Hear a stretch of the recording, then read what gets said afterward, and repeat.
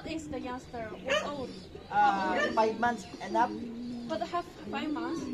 You can raise. What's up, kalapatid? So yun, nandito tayo sa mentor ko, si Tito Freeway Love TV.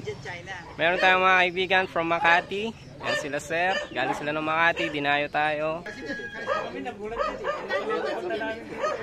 Okay, nagpunta kayo, hindi na nakistop ako sa karera. As you can see, if you want, you may see my vlog, my page, I have. Freeway Love TV. TV? Yeah. All Pigeon things. I have 32,000 followers there. Thank you. Okay, gagandang old bird na to. Ito si Kuntel. Ayan, meron siyang Kuntel sa pakpak niya. Ayan. Si Kuntel. Galing ano. Habang may edad siya, lumalaki yung Kuntel niya. Ayan. I will tell them to help you to become a member of the club.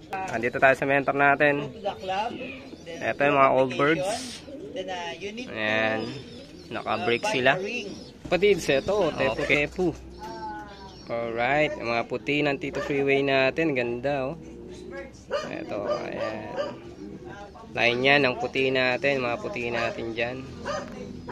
Tsaka ang signature niya. Okay, mga brickox. Mga brown, mga red. Ayan. Sa mga mahilig sa mga reds. Ayan ang mga ibon ng Tito Freeway natin. Nalibot tayo dito bigla. Dahil may bisita tayo. Ito, sting ko, brickox din to. May pasok to, mga reds. Ito mga stock birds to.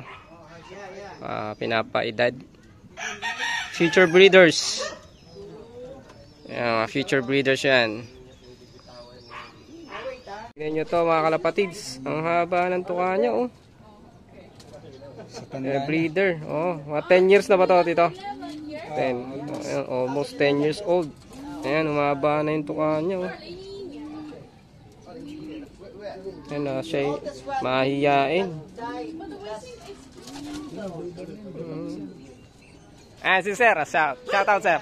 Sa mga kaibigan ko na sa Manila, ngayon, ay kami sa Pandi, Bulacan. O, ayan, dahil sila, Sir. Pangalan mo, Sir?